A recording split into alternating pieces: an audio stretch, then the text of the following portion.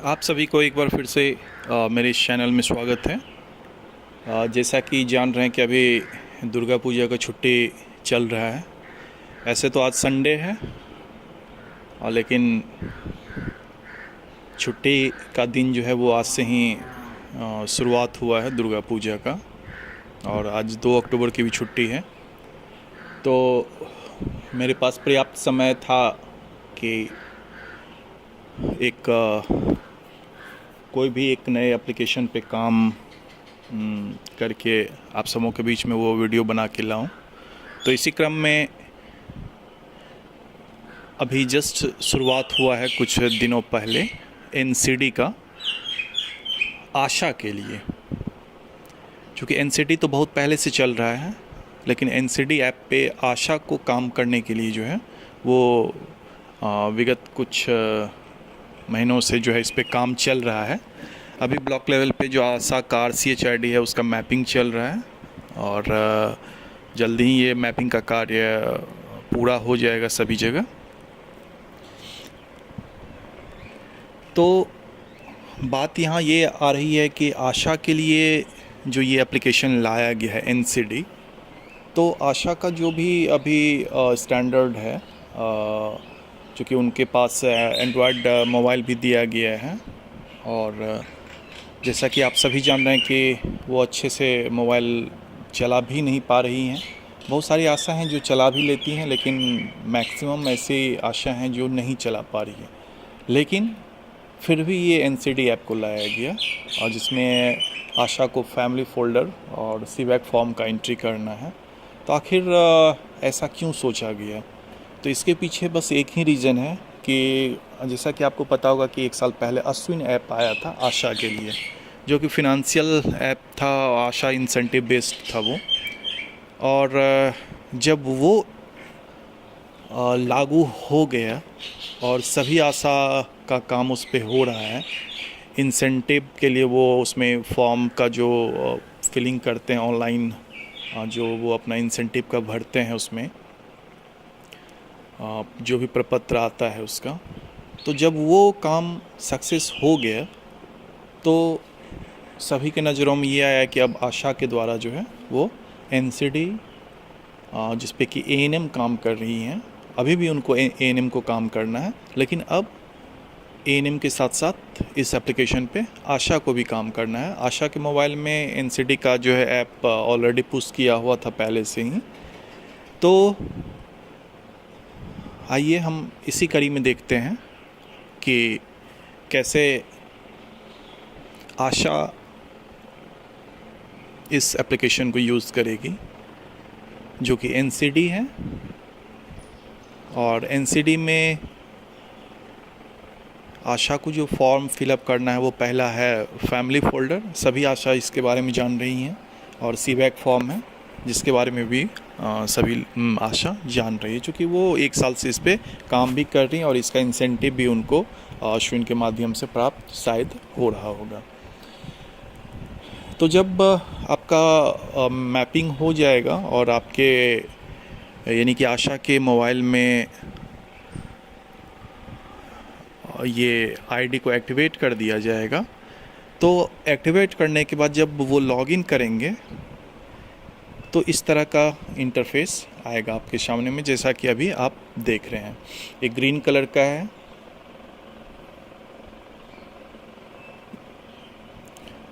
ये जो इंटरफेस नज़र आ रहा है, और ये सभी एएनएम के लिए भी बहुत ही महत्वपूर्ण है, इसीलिए कि चूँकि एएनएम बहुत सारी एएनएम जो है 90% एएनएम यूज़ कर रही है एनसीडी एप्लीकेशन को। तो यदि इस पे वो अपनी अपनी आशा को ट्रेन कर देंगे तो उनका भी कुछ जो है सहयोग उनको मिल जाएगा इस पे। और चूँकि आशा को तो यूज करना ही है, लेकिन एएनएम चूँकि यूज़ कर रही हैं, तो आशा का जो ये ऐप है इसका थोड़ा सा मतलब अलग डिज़ाइन है एएनएम के एनसीडी ऐप से। उसका कुछ अलग मीनू था, इसमें उतने सारे मीनू नहीं दिए गए हैं, एकदम जो आशा को टू द पॉइंट काम करना है बस वही चीज़ है। तो चलिए देखते हैं इसी कड़ी में एनसीडी का ये आशा का एप्लीकेशन। तो इसको सबसे पहले हम लोग हिंदी में कर लेते हैं। हिंदी में करने के लिए यहाँ पे जो 3 डॉट है इस पे लैंग्वेज में जाना है और यहाँ पे हिंदी भाषा सेलेक्ट करना है, या फिर आप जो भी यहाँ पे लैंग्वेज जान रहे हैं उसको सेलेक्ट कर लीजिए। तो जैसे ही आप यस कीजिएगा तो ये आपका हिंदी में आ जाएगा। यहाँ देखिए 3 डॉट है, यहाँ पे सबसे ऊपर में जो आ रहा है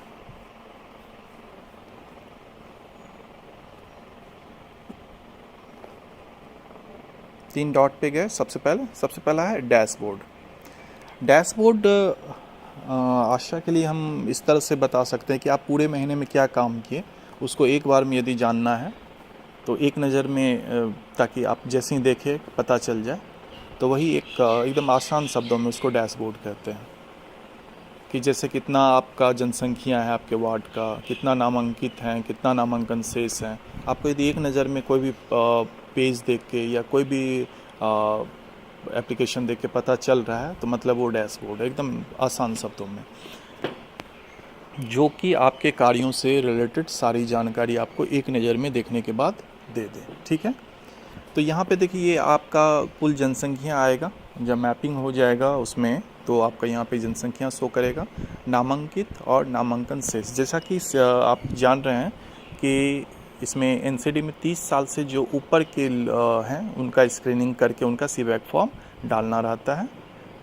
और इसमें एक सर्वे का फैमिली फोल्डर होता है जिसको कि आशा सर्वे करती है, और उसी सर्वे किए हुए डाटा को हम लोगों को इसमें डालना है। ठीक है, तो अब यहाँ पे देखिए कि यहाँ पे नामांकन शेष आ रहा है।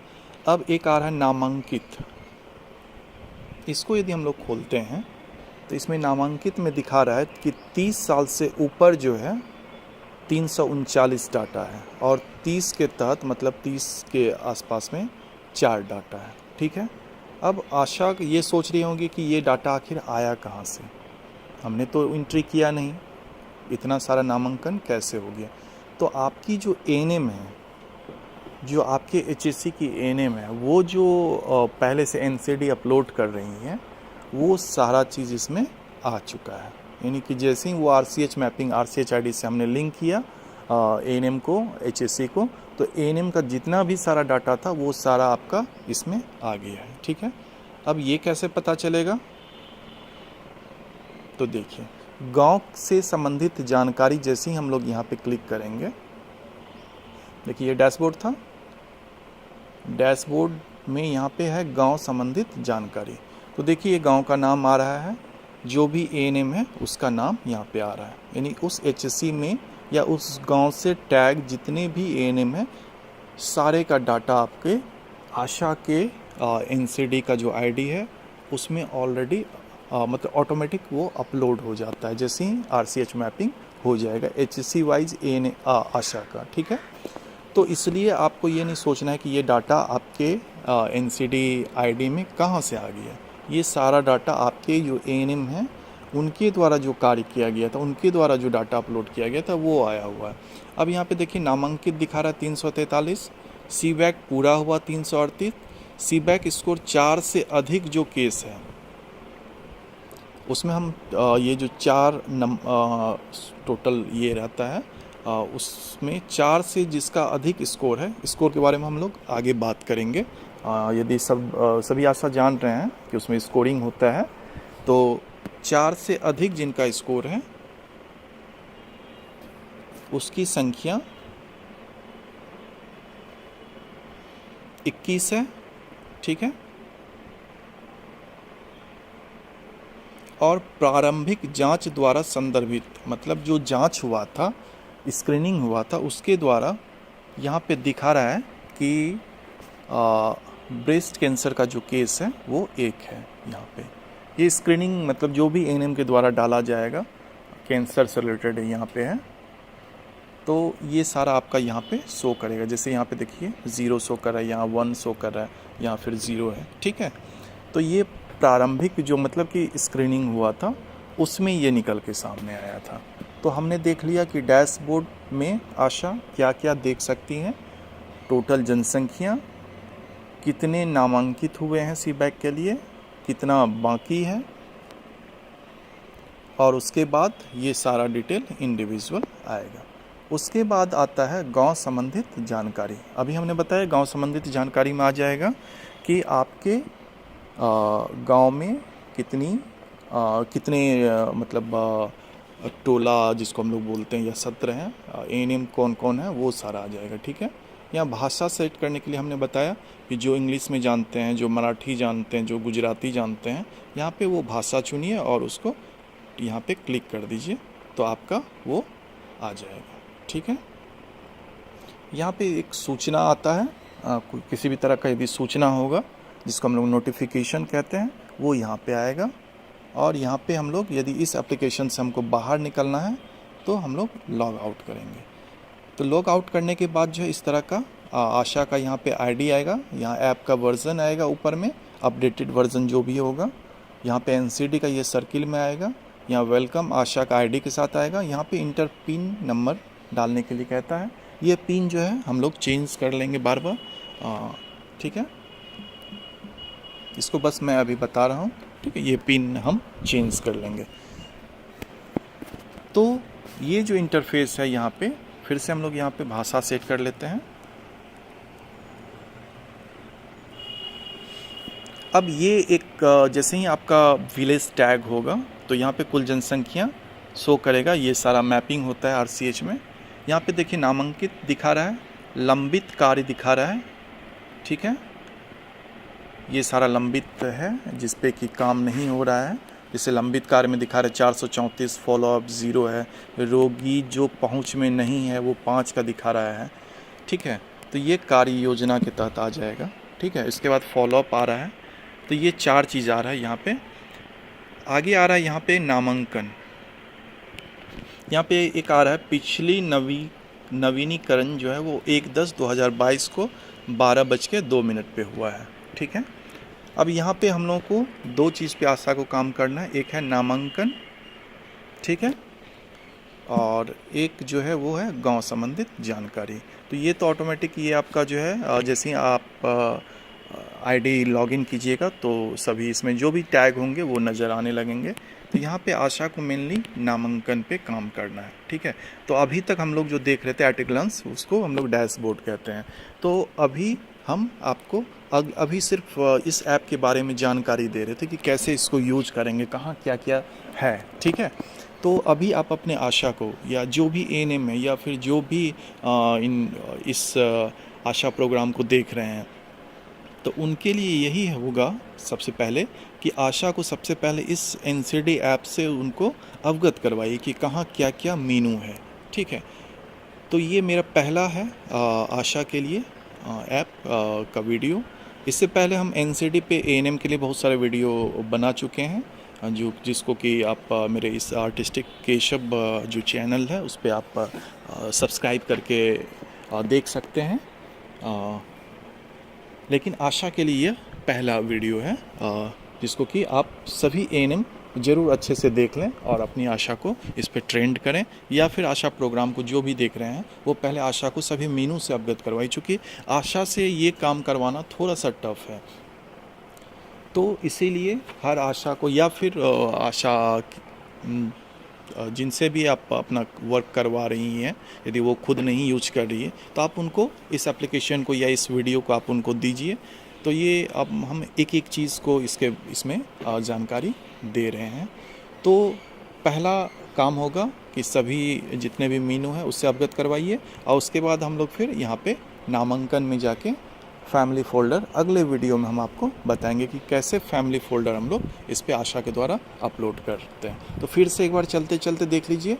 अभी हमने बताया आपको डैशबोर्ड के बारे में। डैशबोर्ड क्या बताता है, एट ए ग्लांस में आप किसी भी गांव, किसी भी सत्र के बारे में, जो भी आशा वार्ड में काम कर रही है उसका सारा डिटेल एक नज़र में वो एनसीडी से रिलेटेड जो भी है वो यहाँ पे देख सकते हैं। मतलब एक तरह से एक मंथ का पूरा रिपोर्ट एक बार में वो देख सकते हैं, या फिर जितना भी दिन वो काम किया है एनसीडी में डैशबोर्ड पे आप देख सकते हैं। मतलब रिपोर्ट देखने के लिए कोई आपसे पूछेगा कि कितना जनसंख्या है तो यहाँ से देख के आप बता सकते हैं, कितना नामांकित हुआ है, कितना शेष है 30 साल से ऊपर के व्यक्ति का रजिस्ट्रेशन, तो ये आप यहाँ से बता सकते हैं। गांव संबंधित जानकारी में आपको क्या रहेगा, गांव का नाम रहेगा और जो भी एएनएम उससे टैग है। भाषा में जाके आप जो है यहाँ पे भाषा में सेट कर सकते हैं, जो भी लैंग्वेज में आप इस एप्लीकेशन को यूज़ करना चाहते हैं। उसके बाद नोटिफिकेशन था, नोटिफिकेशन में आपको जो भी सूचना कुछ आएगा तो यहाँ पे, उसके बाद फिर लॉग आउट था, ठीक है। और यहाँ पे ये जो देख रहे हैं ये घर का, तो इस पर यदि आप हाँ कीजिएगा तो ये जो आपका होम स्क्रीन है हम लोग इस पे आ जाएंगे, ठीक है। तो आप सभी पहले इस वीडियो को देखिए अच्छे से, और फिर इस पे जो है हम लोग अगला वीडियो आशा के लिए फैमिली फोल्डर कैसे भरा जाएगा इस ऐप में, उसको हम बताएंगे। तो चलिए फिर चलते चलते आप समूह से निवेदन है कि मेरे इस चैनल को ज़रूर सब्सक्राइब कर लीजिएगा। धन्यवाद।